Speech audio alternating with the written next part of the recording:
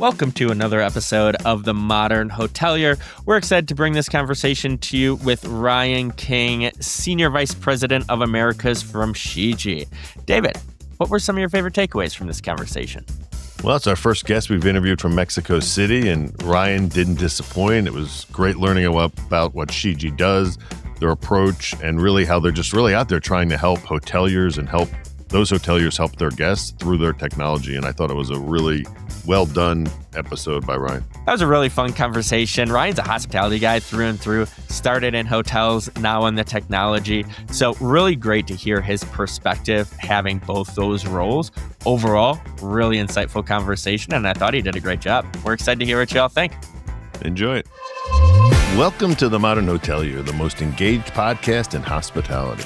Don't forget to like, subscribe, and let us know in the comments what you think about today's episode. Steve, who do we have on the program today? Yeah, David, I'm really excited for today's conversation. We have on Ryan King, Senior Vice President of Americas from Shiji. Welcome to the show, Ryan. How are we doing today? Hey, thanks, Steve. Nice to be here.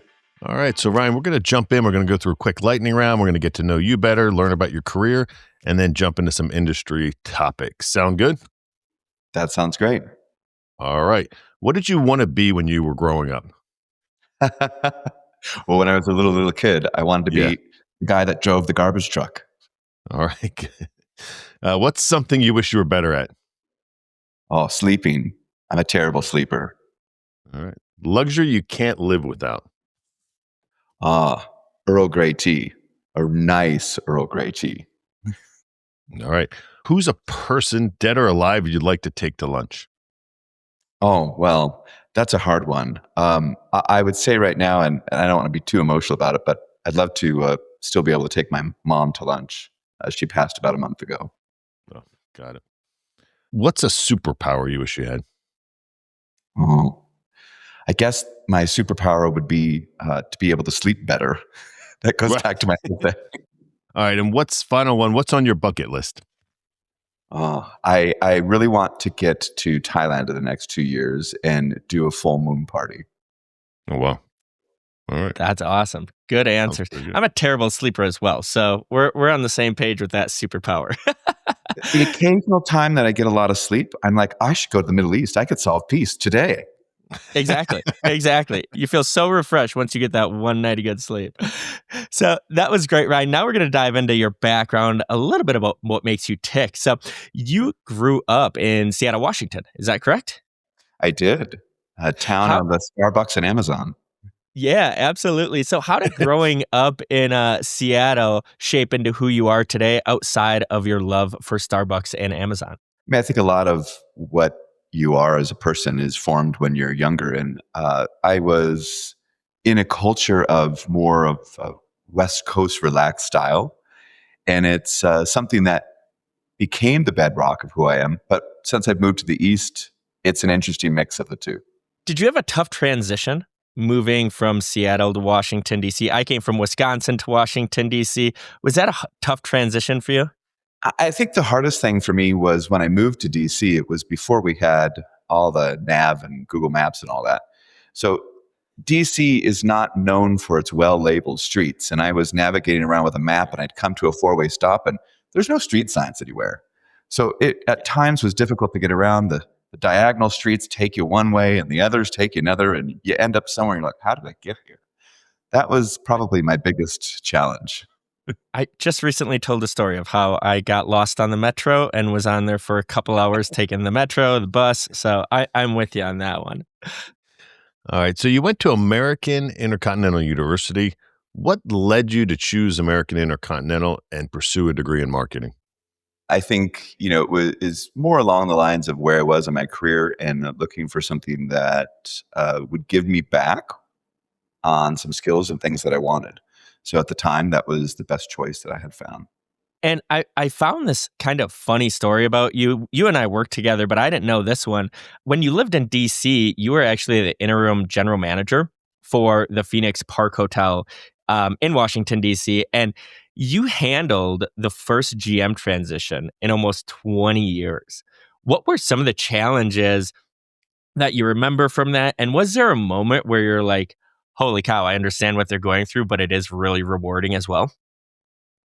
Yeah, I mean, you hit the key part there, Steve. This was the first time they'd switched general managers in about 20 years. So imagine the things that shake out of a closet at that point in time. I remember Joe Zarza, who was the GM that had left. He was a great guy.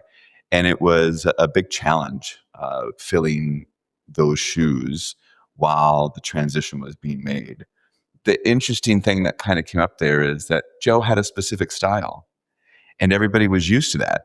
But as he left and that style started to change, it was a reorientation for everyone that was in the building, and so it affected everyday life. I can imagine. I can imagine. Well, that's great. Now we're going to move into your career, how you got to be the SVP of Americas at Shiji. In your earlier days, you did work in hotels in and around Washington, D.C. What did those days teach you that you still take with you in your career today now that you're on the tech side?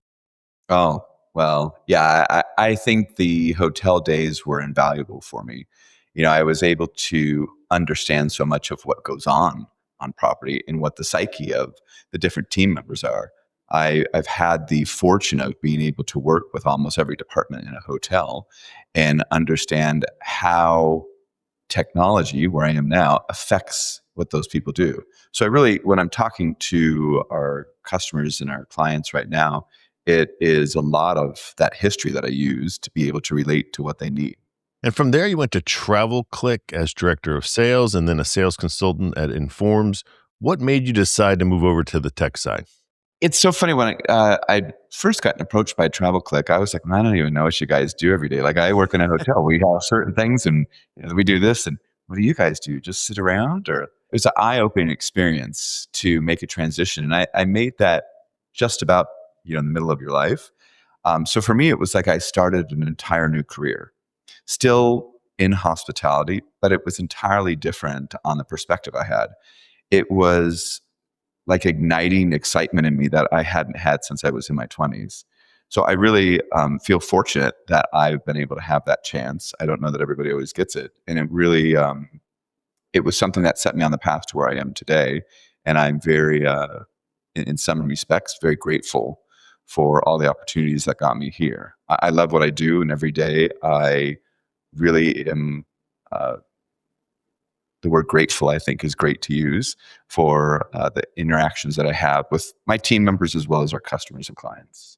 From there, you went to Stay in Touch in 2017, where you moved up from sales to the director of partnerships, where we had the pleasure of working together. And then since then, you've been at Shiji and are now the SVP of Americas.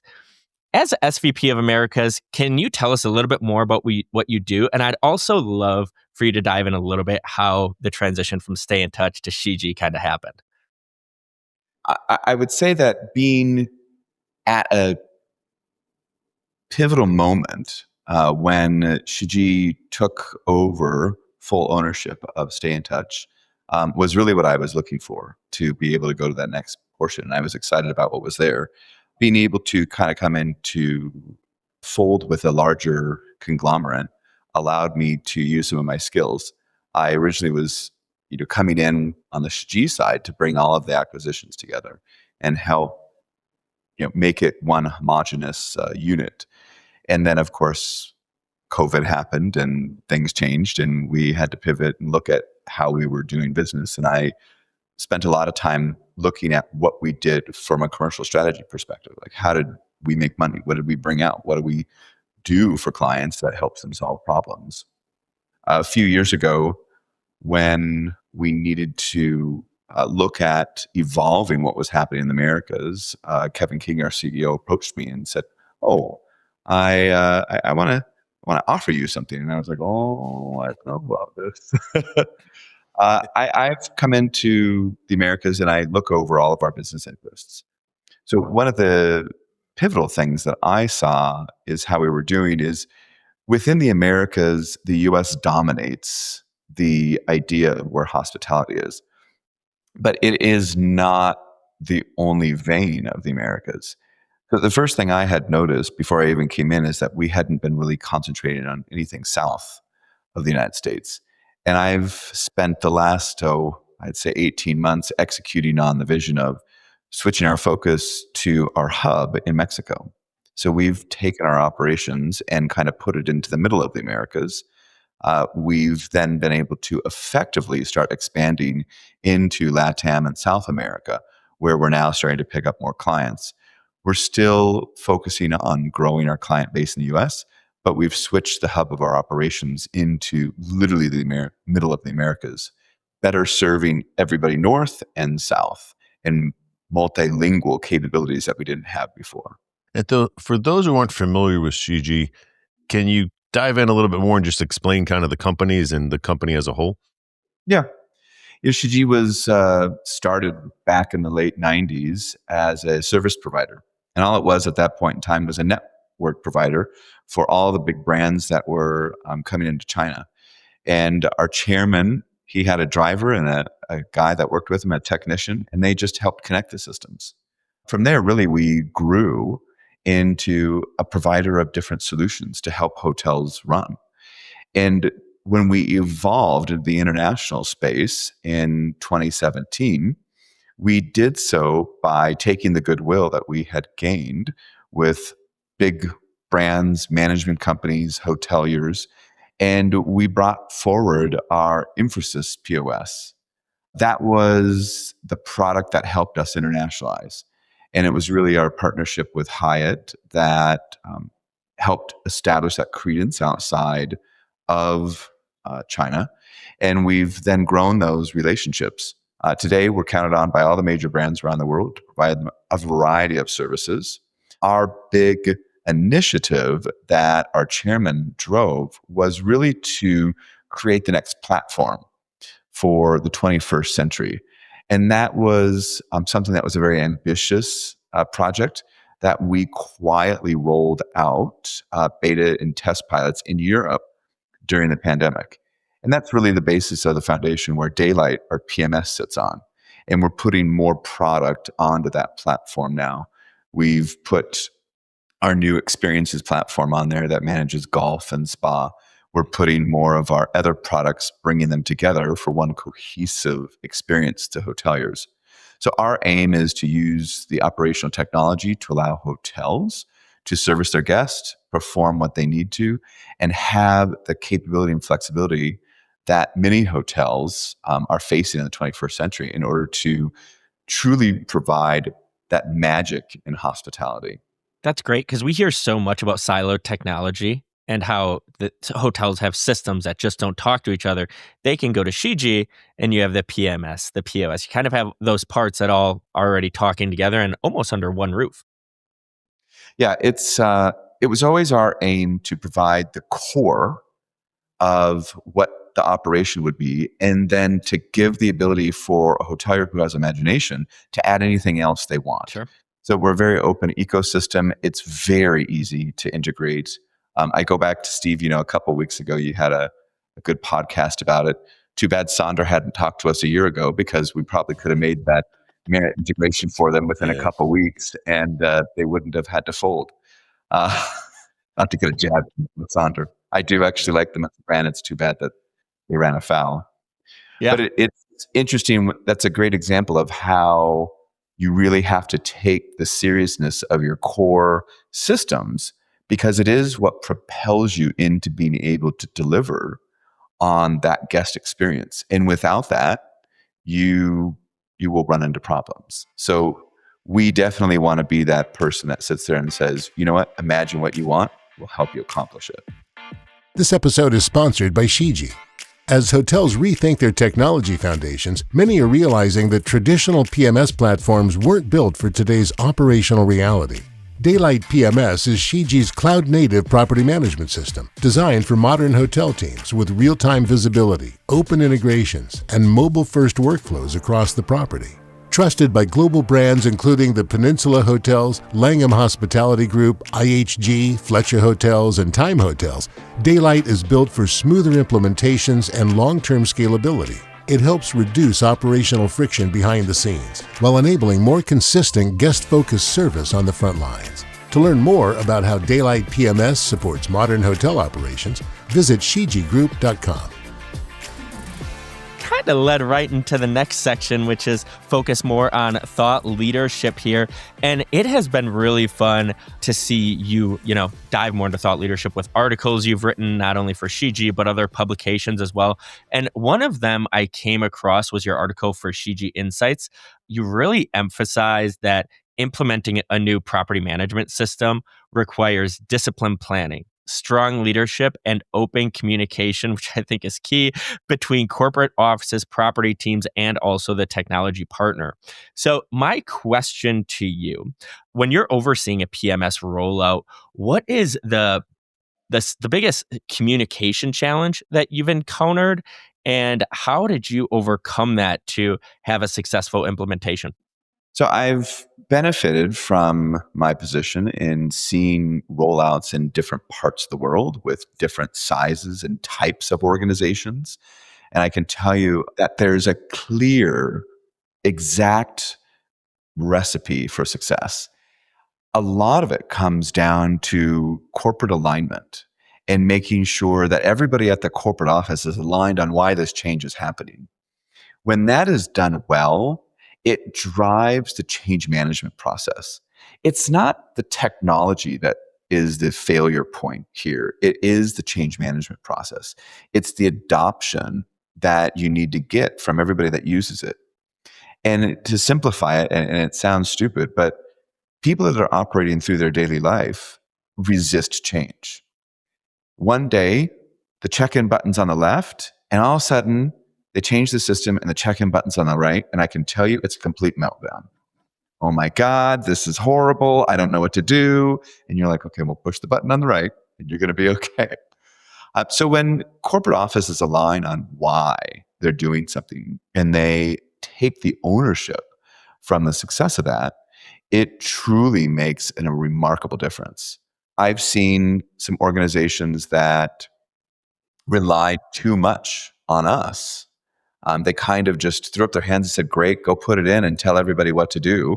We'll rely on you to do it. And we're like, no, this isn't going to work well, because the noise that gets kicked back from the properties is massive. And the confusion about what people want.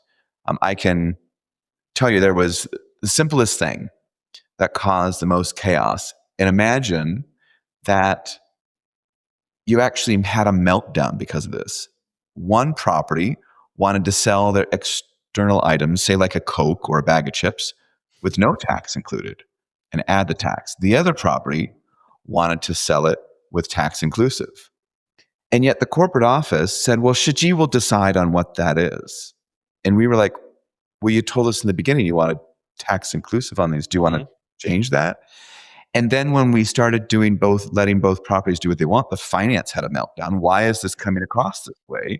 It's coming into the ERP system. The properties were upset because they kept changing their minds on things, which was causing grief on the workers. And that small little thing created enormous amount of friction for weeks. Sure. And it was that lack of alignment and bringing discipline from the corporate office that said, this is our way, and this is why we're doing this, and this is what you need to do to adopt it. On the flip side, I've seen different groups who just take it, wrangle it in, and say, we're going to own it. And they take a strong arm and they say, look, this is the benefit for all of us. This is what we're doing. We just want you to get on with it. Do it this way. If that way doesn't work for you, we'll come back and discuss it.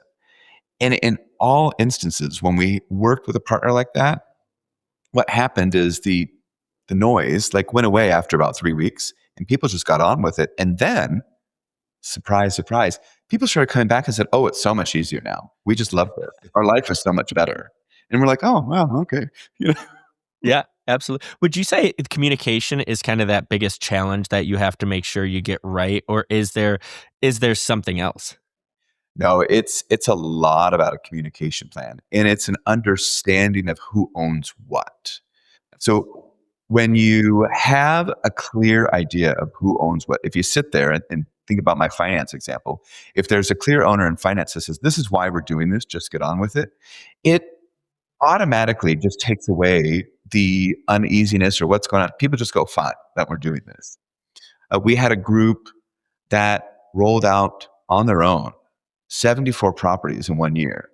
They spent about just short of a full year putting together their entire plan, their communication plan, their entire ethos, and they shared that with all the properties. And they made sure it was a cascade effect from leadership to management to the line level, and that everybody understood the same thing. Everybody knew what was happening.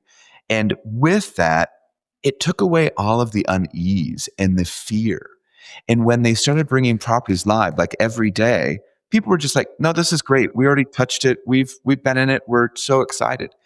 And it just made the adoption go so much faster. When there's murkiness on the communication and it's not always right, or there's change. When somebody comes in and makes a change, let's say that in the beginning, we were doing things this way. We had a group that had a rate plan strategy that was set one way. In the middle, they changed it, didn't say why they were, and they didn't have their reasons. And when we came up and said, oh, actually what you're doing is harmful. Like I don't know if you understood, like the whole ecosystem. It's not just us changing that rate structure. You've got partners. You've got an RMS. You've got a CRS. You've got various different things coming within the ecosystem to make that successful. And they didn't think about that.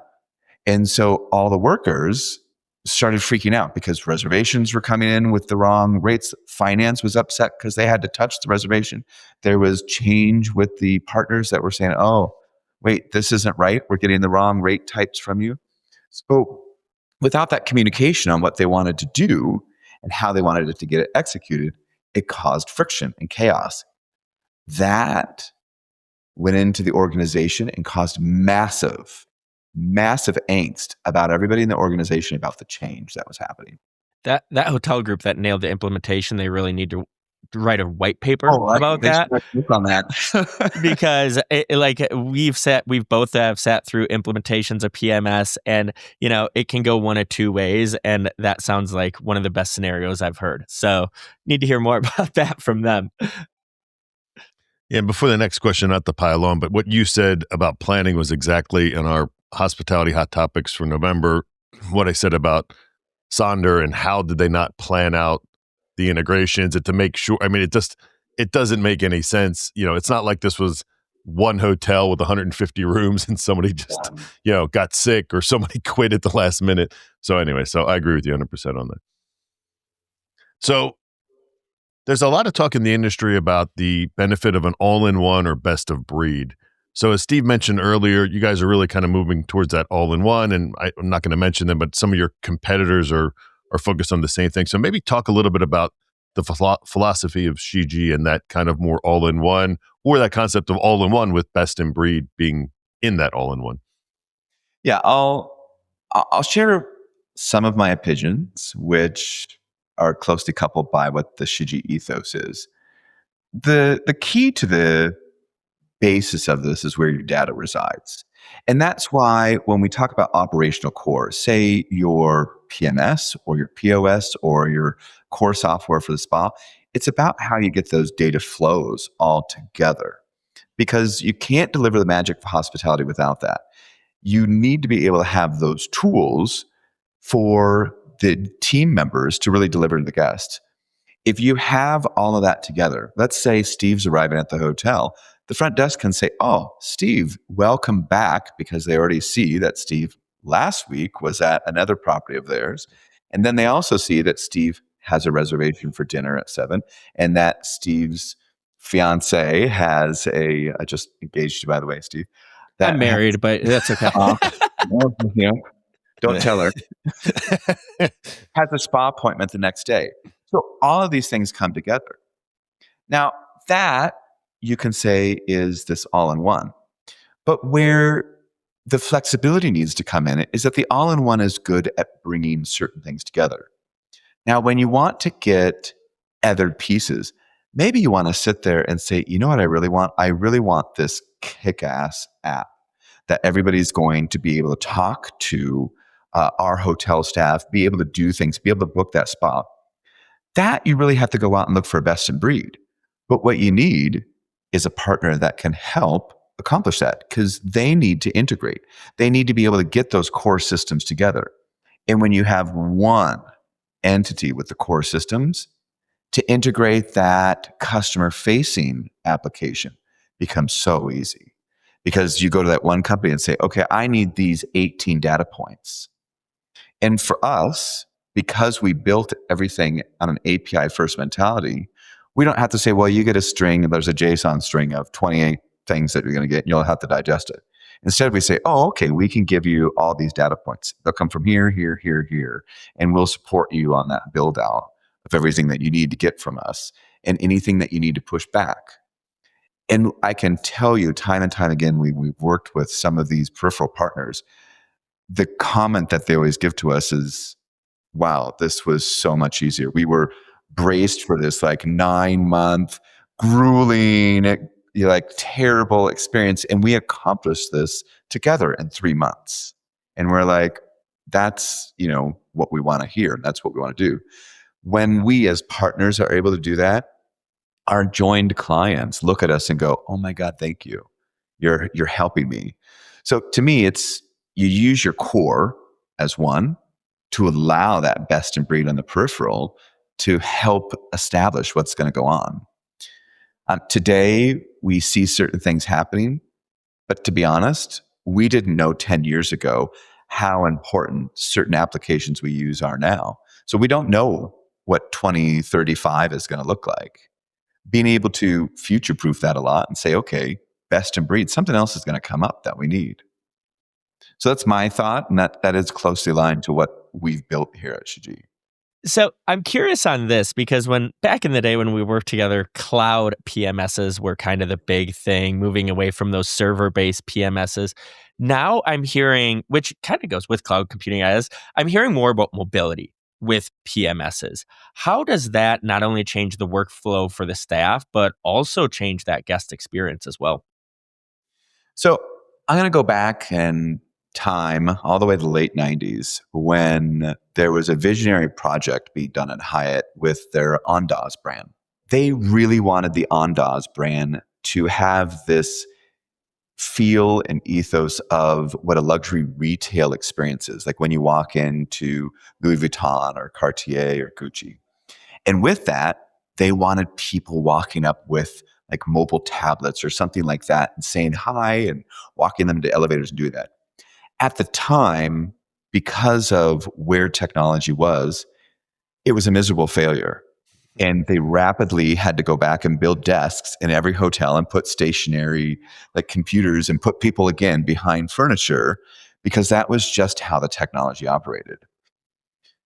That is now finally getting to a point that we're able to put the tools in hand of the hoteliers to provide an entirely different perspective. I cannot wait until the check-in experience changes so much that I don't have to walk up and somebody goes, "Are you checking in?" And I'm like, "Well, I just walked up with my suitcase and I'm handing you my ID. Yes." I would instead rather have somebody stand there. "Oh, hi, welcome. How are you doing?" "Oh, okay." And then when they take my info, they're staying there. It's more personable. It's very different how we respond to things when we're traveling for business versus when we're traveling for leisure. Because on a business, I want to be efficient. But on leisure, I want to soak it in. So standing in a line at a front desk and waiting to check in when I'm trying to get on vacation mode is not what I want to do. I love it when somebody comes up, and say in Mexico, because they do this well, and they walk up and "Hey, do you want a pina colada?" You're like, "Yes." So why can't somebody now walk up to me and say, "Hey, I want to take your info. Let's check you in and get you going." Great. So this idea about mobility is starting to catch on. And it's not just in one way, which I think is really important to note. It's about giving the guest a choice. Do I want to check in on my mobile phone? So what does that mean? Okay, I check in my mobile phone, but I'm still not a fan of the mobile keys because we haven't fully gotten everything to an Apple Wallet. So I want to pick up a card key so it works easier. So it defeats my mobile check-in if you make me stand in line with someone that's behind a piece of wood that asks if I'm checking in. But if instead I can walk in and I see there's a kiosk for pickup. That's part of that mobility thing that also failed many years ago. In addition, I was at a hotel in Houston. They've changed names, so I won't say their name anymore because I'm not sure if they still do it. But we were in line and somebody walked out of a door and starts walking through the line with an iPad and starts saying, "Oh, let me go ahead. I'll check you in here." And they did everything and they walked that person over the elevator. That's brilliant. That's hospitality magic. So those are the things that we're seeing. It was originally kind of started as this idea that let's do this with VIPs, but it's trickling into how do we treat people better? And it's starting at the top. We're seeing it in luxury, but it's quickly coming into the mass areas. This is where a vision, and I'll talk about one of the big global brands when I sat in their planning session on how they're looking to transform their technology and what they want to happen in the next 3 years. And they really want their front office team to be able to stand there with what they call, a single pane of glass and see everything about that guest and be able to help that guest without making those people wait. Remove that barrier that's been in there, change that guest experience, bring that hospitality magic back in, and use the fact that we're no longer tethered to a specific spot in a hotel. Absolutely love that. I've had that happen a few times where somebody comes with an iPad and it's a great feeling. Like, walk me to my room. The bellman has my bags. I mean, it's a great experience. So I'm excited to see more of that. When we introduced it at one of our very first pilot customers in Europe, I remember being there because let's call them the gray hair front office agents were just like, no, I've got to stand here because this is how it happened. The younger people that just started, they were running around the desk and they're running up to people. Hi, welcome. How are you doing? Can I help you? And they loved the experience to change it. And it was really something interesting to see as people adopted stuff that we had built. And it gives you a certain amount of excitement when you see how the guest responds and you go, this is going to really change things. And I can tell you when we talked about that, and it was a global luxury chain who had those initial conversations with us when we were imagining all this back in 2016. And they said, we want to be able to do this. And we're like, yeah, we should. This hasn't really happened at scale before. Let's make it happen. And I got to tell you, when you do that stuff, and this is something that is not sexy, but nobody thinks about this until you try to do it. You got to understand how all that works with security. So that's a good lead. And so data security has become a critical concern across hospitality. Yeah. So how does Shiji approach protecting guest information within the PMS specifically? As we said, cloud systems by their nature take information and compile them into a central repository where it makes it easier for hackers and nefarious bad actors to do things. So the idea is, in the past, hotels never thought about security because they had stuff on premise. Nobody tried to do it because the payoff for hackers was too low. But now it's not. And we've seen security breaches in the global brands on different areas. And it is a really, really important part now. The amount of information that hotels gather that have personal identification information on a guest is quite massive. So the protection of that is really important to gain the trust. And hoteliers now have to understand that it's a partnership level. You've got to know who's locking down that data. When we first started building our platform, and before we ever rolled out Daylight, we understood that the only way this was going to be good is if we had security as good as governments. Right. We had to be able to really give confidence to people that their security was protected and that there was nothing going to be there. We've taken a lot of time in how we design this, through how we host it, through how it's protected, and even through the fact that much of what is in the system is tokenized. So we've kind of taken it to that next level, which is like the bank grade level, where all of that personal identifiable information, even if a hacker got through, it's just scrambled data at this point in Right. time. That's quite complicated. And to be very honest, it was very expensive. And the way it's built is extremely expensive. But at the end of the day, it's worth it because that is the baseline of trust.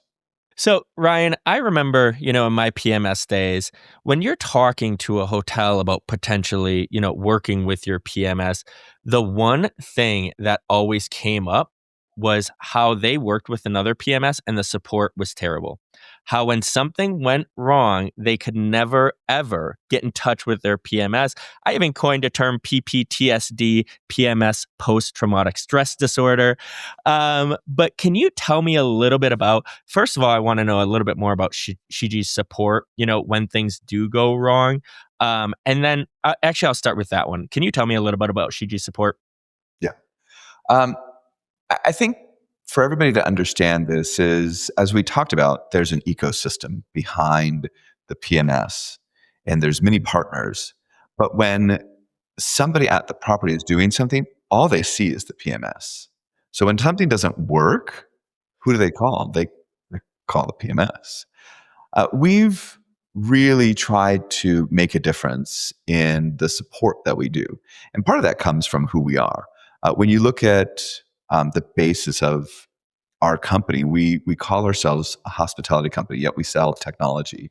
So we understand that hotels are serving guests. And when they call for support on something else, they want to feel like they get the same treatment that they do to their guests.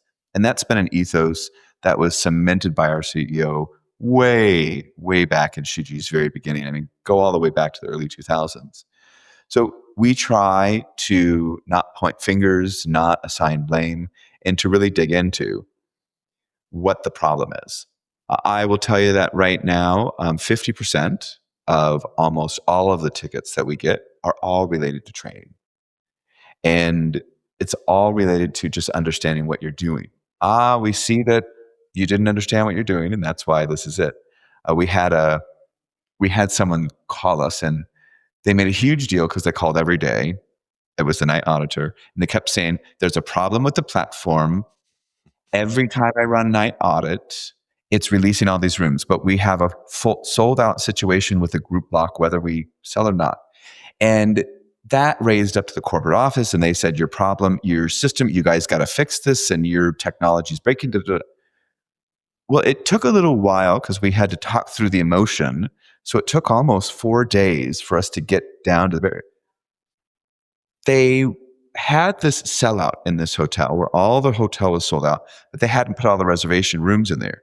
And they had a room block cut off that, let's say today's the 19th. Well, let's say the room block cutoff was on the 12th. So every time the night auditor ran, it would release the room block. And we finally went back and said, why don't you just take the cutoff date and make it the day of check-in?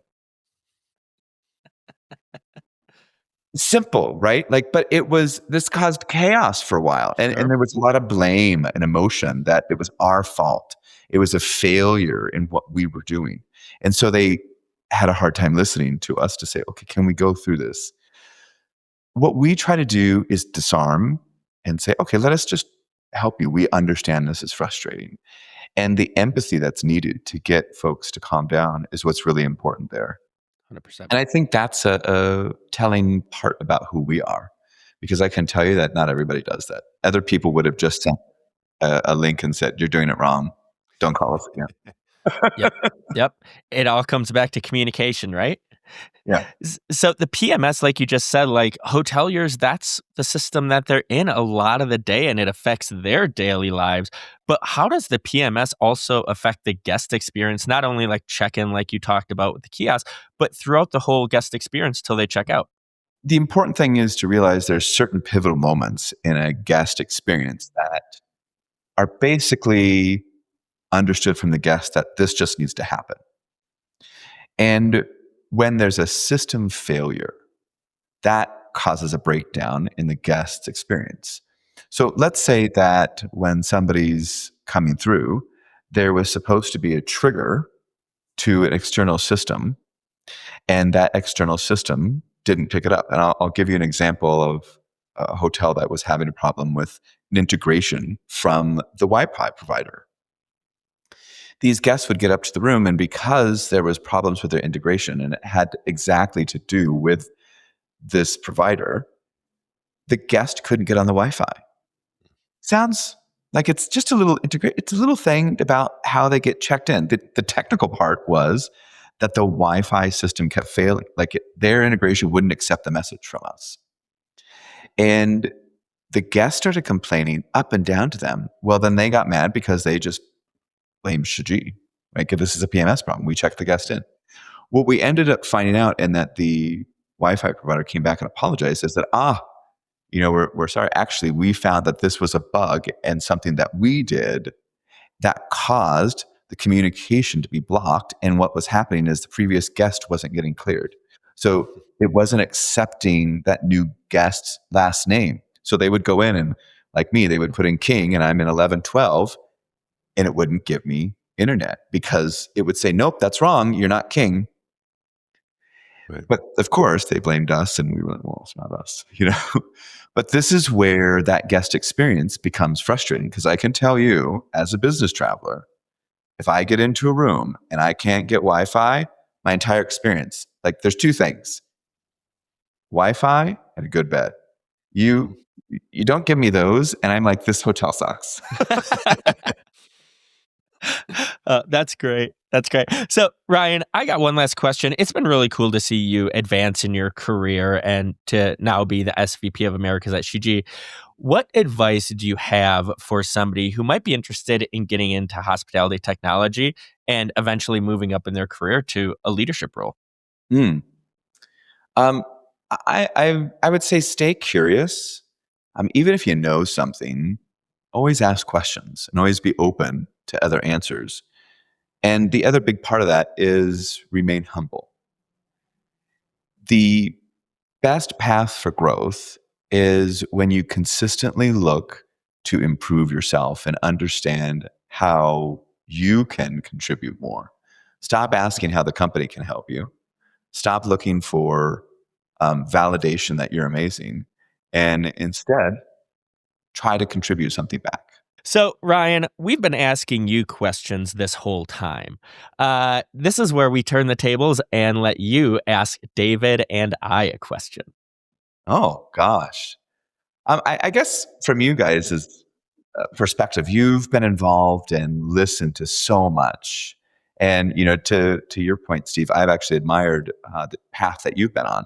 We've known each other for a while, and you've gotten through things.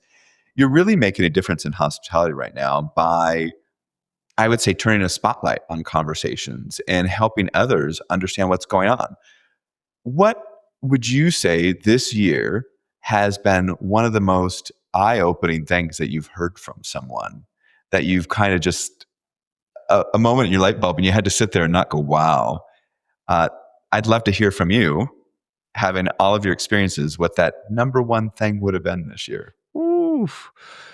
David, you want to go first on this one, or you want me to take this one? I'll take it. So we had a guest on, and I think this is kind of, I unfortunately use the term Captain Obvious stuff, but I think sometimes in hospitality, we just forget what is hospitality. We get caught up in the technology and the problems and the mergers and the acquisitions and AI and all this stuff. And one of our guests, Scott Eddy, just talked about the people. Like the people, like in a destination, and you're probably experiencing it in Mexico City. And to me, that was just kind of, you get caught up in all this noise and about the problems, the challenges, staffing, and sometimes you just forget that at the end of the day, it is just about people in our business. And so for me, it was just kind of more of a like, hey, don't forget about the people versus all the problems and the technology. And that was kind of one moment I felt kind of stood out to me this year. Yeah, David, you kind of took my answer on that one. It was. We've talked to so many different people from different sides of hospitality, and it all comes back to the people. I think one thing that's really stood out to me, I'll shift mine a little bit, is the people that we've talked to this year that came from outside the industry, and kind of the ideas and methodologies that they have brought in, but really how they have made hospitality their own, and talking about just how great of an industry it is. Like, our job is to make people happy. So, David, kind of still trailing on yours, but I think that's really what it comes down to, is how lucky we are to be in an industry like this, where it does come all down to the people and making sure that people have a great experience, whether you're going on a cruise like we had from Virgin Voyages, or staying at a 5-star hotel, or even a select service hotel. It all comes down to the people. So I'm just very grateful for the conversations we've had this year. That's great. Thanks.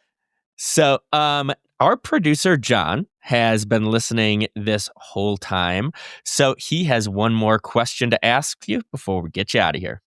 It was cool to hear about how you guys are, you talked about providing that core platform that allows hoteliers to deliver the magic of hospitality. And as somebody who started working in hotels, what technology are you excited about? Like, if you were a hotelier, like, what are you excited about that you guys are doing or that you're seeing out there that you think is going to make a big impact for hoteliers and operators? And then what do you think are like the biggest or the quickest wins for people adopting new technology? Oh, that's a hard one. I hate to say, AI, because we're all talking about it, but it really is something that's going to help, I think, understand data. It's going to help get these mundane tasks out of the way that are going to open things up for people. I think there's a lot of fear that AI is going to replace people, but in my opinion, what's going to happen is we'll find the equilibrium, and the guest experience will become so much better because AI will help the hotel teams understand the guests better and understand how to execute with them. They'll help the hotel team know that I'm on business travel. What Ryan wants on business travel is a quick hello when he checks in. He wants a quick follow-up that everything's cool. And then he appreciates a departing note. But when I'm on vacation, I want to sit and chat, and I want to hear about, what it's like and what it's going. So I think some of those things are going to be able to put people closer in line with that without some of the tools, let's say it, that luxury hotels have had for years. I mean, when I was at the Phoenix Park and we were a small boutique luxury hotel, we had an army of staff that helped putting manual stuff together. So AI will help do that for everybody. And to me, that's going to be one of the coolest things that I think we're going to see evolve. We're at the very tip of it right now. Nobody knows how this is all going to come about in the hospitality industry. There's already been some missteps. I will tell you the idea that the AI chatbots would be universal in hospitality. I think that is slowly coming to understanding that that is a disaster if not implemented well. Nobody in hospitality wants to be calling like they're at the credit card. Oh, no. One, agent, I hear you telling me that something's wrong. Yes, agent. Well, how can I? No, agent. So there's going to be a lot in that comes out, and it will be pretty cool. I think, to me, that's going to be an interesting road. What do you think are like the quickest wins for hoteliers right now that can really help them level up their operational efficiency? This is where I think the idea of technology and people have to come together. Where adoption is challenging is that the hotels will take something that's given to them and they'll be like, let me try to use this feature somewhere and figure it out. And then there's friction with that because they're trying to use it. They don't really understand. They don't have a great use case on how they're going to use it. They just see it and they want to try it. And instead, where I see the adoption work better is when you go and say, this is what I want to do. And you collaborate with the partner that's providing you the technology solutions. And you say, can you help me get to what I want to do? Don't ask about the feature. Don't say I want it to go that way. Don't look at the workflow like in how the feature's going. Say, this is what I'm doing. And for us, where I've seen the most success is we sit and we look at current workflows. And we say, show us how you do this now. Okay, what are you trying to accomplish? Where do you want to get to? Well, I want to get to this. Don't tell me how you're doing it. Don't tell me how to chew gum, walk, and give me directions step by step. Tell me that you want to get there. Then let me show you a better way to get there, and I'll help explain the workflow. And I've seen it two ways. We had a group we were working with that was just creating a lot of friction with us and with them, and it was painful. And I equate it to walking directions. They were telling us as we were going down, okay, when you get up to the trash can, take a left, but quickly take a right and watch that broken stone, and then go up to the next intersection, but take a slight left. And I'm like, stop telling us that. Just tell us you want to go here. Because when we worked with others and we did that, they said, look, we want to do this. Okay, great.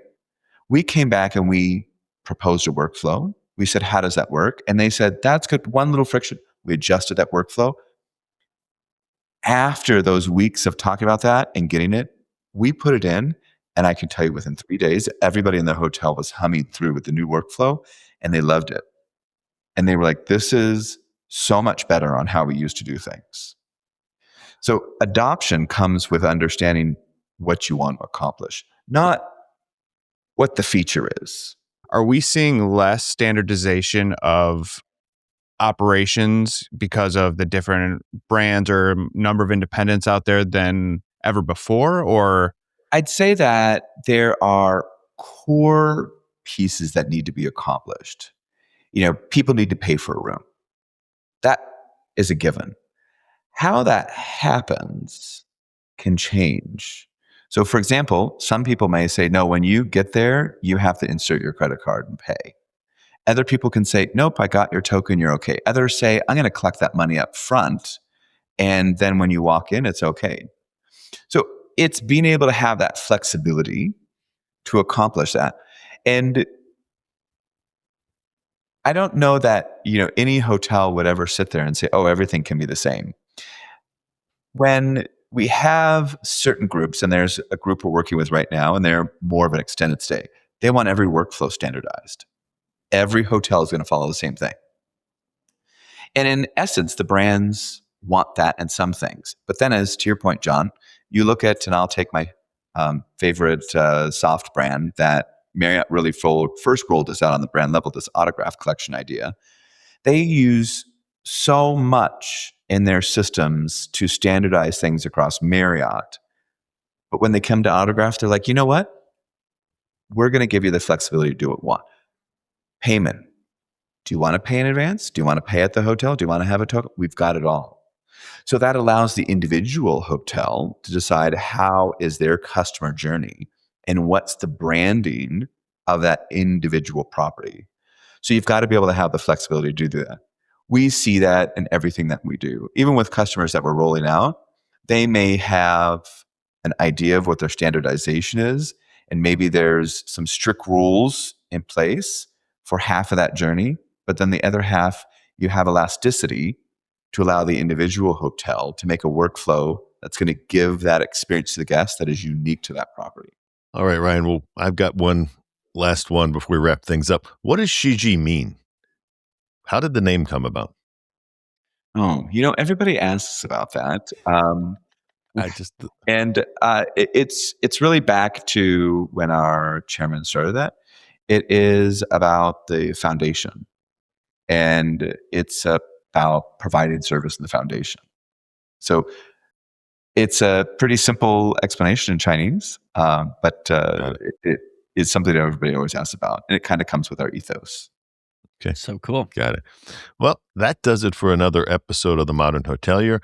Ryan, this is where you get to let people know how they can connect with you and find out more about Shiji. Okay. Shiji's a forward-thinking technology company that is truly changing how hospitality works. And I truly believe in this. We are bringing out the most innovative technology to allow hoteliers to truly think about how they're going to change that guest experience. And we're at the forefront of that change. And it's not just the fact that we've come out and built something from the ground up that nobody else really has. It's really about imagining the possibilities of what you can do when technology enables you to free the boundaries of what you used to have. Our commitment is to support hotels like they support their guests. And that sets us apart. It is a different experience, and it oftentimes is argued because it costs more. And perhaps we could be a more profitable company. Perhaps we could do things like some of the other competitors in order to boost our stock price. But at the core of it, we believe that treating our clients like they treat their guests is what sets us apart. So we believe in that partnership. And the people that come into the Shiji ethos and believe in that, they get the most out of our relationship. When we do things in collaboration together, really amazing things happen on what we can do to develop technology that enables the imagination to come to fruition on an actual execution. That is Shiji. And that's really about what we put forward to our customers every day. Well, that does it for another episode of The Modern Hotelier, hospitality's most engaged podcast. Whether you're watching or listening, we appreciate you and hope to be with you again soon. Thank you for joining us, Ryan. Great. Thanks. It was great to be with y'all. Have a great day. Thank you. Thank you. You made it to the end of The Modern Hotelier. Thanks for watching or listening. The Modern Hotelier is produced by Modern Hotelier Media. Make sure to like and subscribe if you're listening on YouTube, or subscribe wherever you get your podcasts. If you know a good guest, sponsor, or have media needs, feel free to reach out to us at hello@themodernhotelier.com. Thanks and have a great day.